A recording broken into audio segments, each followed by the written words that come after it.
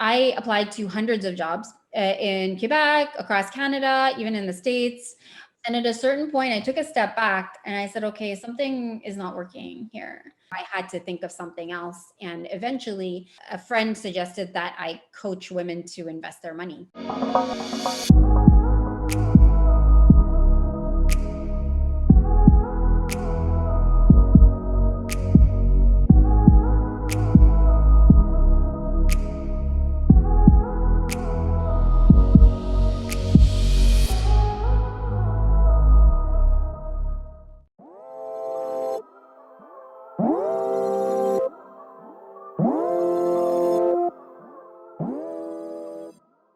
Hi, my name is Anjali Pradhan. I'm from Montreal. I'm based in Montreal. I'm an investment coach and I run my own business where I teach women how to invest their own money. I'm 41 years old.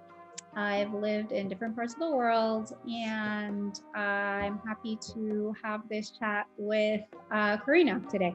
So thank you so much for coming today to join me for this interview. So I'll start with the first question, which is, where are you from and where did you grow up? I was born on the South Shore. I grew up in the West Island, so I'm a proper suburban girl. So what high school did you end up going to? Oh boy, I hated high school, so it's bringing some like anxiety. I'd gone to this private French school, Collège Charlemagne in Pierrefonds. It was, I don't know if it still is, but it was extremely strict when I was there. Okay. But I ended up changing in grade 9, so secondary 3, I moved over to Beaconsfield High School, which is a public English school, so it's completely different environment. Did you know what you wanted to do later on, like at that point of your life? Yes and no. So yes, meaning like I studied finance when I went to university, and now I teach women to invest their money. So I've always kind of stayed in that sort of investing finance field. And I knew I remember they weren't even teaching us really finance, but we started talking about money in economics class in grade 9 and 10. Okay. I remember, I don't know if it was like the economy or I think, we were talking about the economy as a whole and maybe the stock market a little bit. And I just thought it was so cool and so exciting that I just thought that whole field was just dynamic and exciting and fun. I think we really need to think about like, what do I enjoy? Because 3-4 years at university, if you don't enjoy what you're learning, it's going to be really, really difficult. Yeah. Yep. My extracurricular was huge. I can't recommend it enough. My last semester, I only had 2 or 3 classes. I don't even know if I was considered full-time, but I wanted to do that. I wanted to finish the case competition. I was on the committee, so I was organizing the event. The most important thing is not that you graduate on time in 3 years. Like I graduated in 4 years. Some people might call that late. I had an extra, I took my time, so I had time to do these activities. I did not want to stay here after graduating. I wanted to see the world. So I didn't look for work here at all, even though especially my mom was like, oh, why don't you work a little bit here? Yeah. And then save money. And then you can go. I was like, nope. You know what's going to happen? I was like, I'm going to get a job here. They're going to like me. I'm going to like it. And I'm going to find it very difficult to leave. I don't want to be trapped like that and miss this opportunity. So you went to London, and where did you work exactly? Looking for a job was hard because I didn't know anyone there. So finally I got my a first little contract job. It had nothing to do with banking, but it was at least a job. It was the assistant to the assistant of a CEO. It lasted for a day and a half. And wow. The assistant was said to my face, she's like, oh, I thought you would learn quicker. What? It's your first day. And at lunchtime on the second day, she was like, yeah, you can go home. Wow. Oh my God, no. But fortunately, I knew that I wasn't going to be the assistant to the assistant. It was not a career move for me. But fortunately, I think the next day or 2 days later, I got a call for a job at a bank. Okay.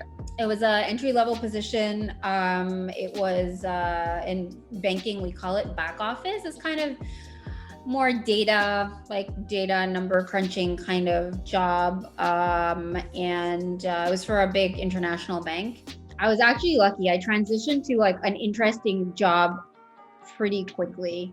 Okay. Yeah, I transitioned from like a kind of entry level back office position to something where I was sitting with people who were actually managing money. Okay. As like a financial analyst. I had to say no to a job that paid more to say yes to a job that paid less, but that had more opportunity. Not to get into the details, but sometimes you need to do things that don't feel good in the moment and look at the long term, because saying no to more money, I was calculating in my head how much extra money I would have every week. And I'm like, I say no to that. What was your day-to-day in that position? Like, what's the task that you do as a financial analyst? So I worked with the portfolio managers who manage investments. So I had to do all the sort of research that they needed to make their decisions. So it could be anything from, look up this number for me. What's the inflation number right now in the United Kingdom, or running numbers through a spreadsheet so that they saw what had happened in the, like, let's say last month or last week, so they could again make decisions based on that. Yeah, a lot of working on Excel. Okay. Excel skills are the gift that keep on giving. It's a really good skill to have regardless of where you work. So I recommend investing in that. Yeah, it was a fun job because I saw money actually being managed, and we were watching the financial markets, and we were watching what the central banks were doing. So the central bank is the entity which prints money in every country. So in Canada, it's the Bank of Canada. In England, it was the Bank of England. Okay, so from that point, I think you had like many other experience. So what made you like switch from the job field to just starting your own business? Like, what happened between these two decisions? Yes, a lot happened. You have 2-3 hours? No, I'm kidding. But it's a pretty intense story. What happened next? So after that job, I went to work for a company. It was still in finance, but I started working more in marketing and business development. So marketing and sales, and we sold to big institutional clients. I loved working there. I had a really good experience. I was offered a promotion to a VP level position, which was super exciting.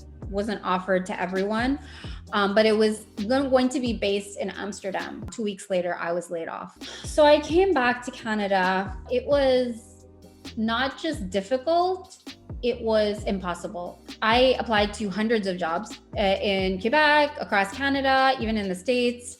And at a certain point, I took a step back and I said, okay, something is not working here. And I realized I was being shut out of the boys club. So the financial industry still very much to this day is a white boys club.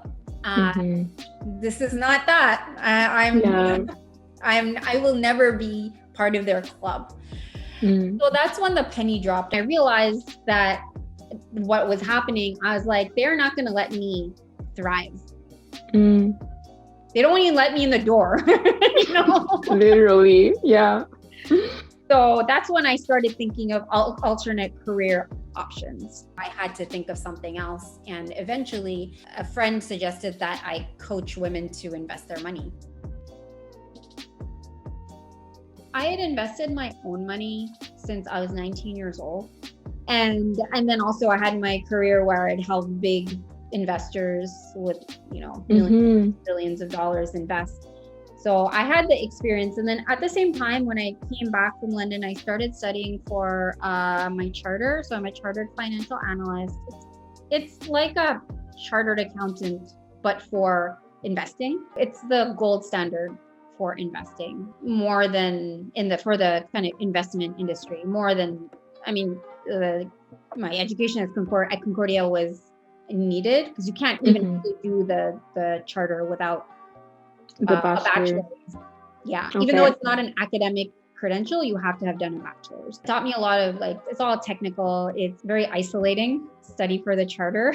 And so you really have a focus on the women. So why did you choose like this group specifically? I wanted other women to have that option, that opportunity.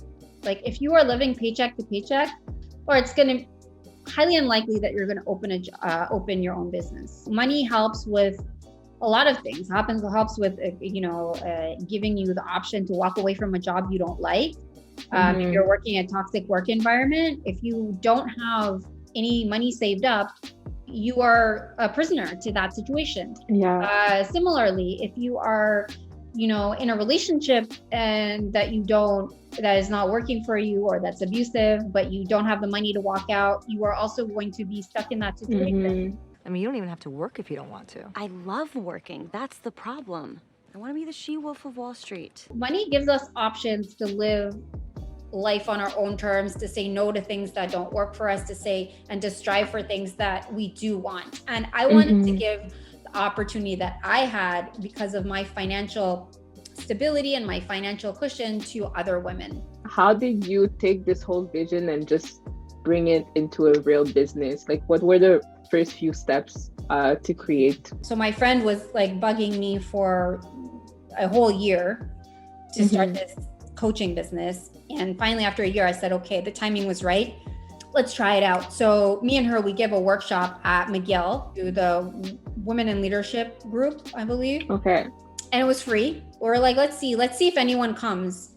Okay, let's see if there's interest in this subject. Because that's really how you know if you have something to sell, if people are interested in buying. Yeah. So these people were not spending money, but they were spending their time. And it was winter.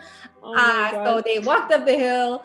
It was during midterms. I was like, you know what? These women are actually really interested in learning about investing. So it gave me kind of confidence that there's something here and I should explore it further. And then I gave another workshop and I actually started my first in-person course. Really, it was like small steps and also calculated risks. When you're first selling your product, it's scary. It was like, oh my God, like I have to ask for people for money. So what were like the first prices that you would charge people for your courses? And I think that class, it was a 6-week course. It was in person. I think we charged $299. And it worked well, like for the beginning, or? It was a fantastic learning experience. The course I teach now, I learned so much from that in terms of what not to do and what to do, what not to do. And now we charge like more than 4 times that. Okay. And this is important to know for anybody who starts a business around a passion. So I'm like passionate about helping women and coaching them. The coaching part is actually a very small part of my day-to-day. I do group coaching. So all the students show up at one time on Zoom once a week. Okay. So that's like 1 hour a week. The rest of it is all the back end, which honestly, people that even work for me, they're like, oh, I didn't realize there was so much going on until I came in on board. Things like marketing take up a lot of time. You have to like selling your product. Everything from, our Instagram page to our managing our Instagram account, recording TikTok videos. Yes, this is my life, my work is recording TikTok videos. I have an assistant who helps me with like the graphics for Instagram, for example. If someone would be interested in doing like coaching or starting their own business around like investment, what would you give to them as advice? You need some life experience to actually give life advice or investing advice as well. So, like live your life, get some experience, learn on somebody else's dime, meaning like there isn't a rush to become a coach, but when you are ready, you'll kind of know it. Thank you so much. That was so interesting, so inspiring. I'm really glad you said yes. And I hope everybody watching this will love your story as well. Si vous avez aimé ça, likez, partagez ou commentez.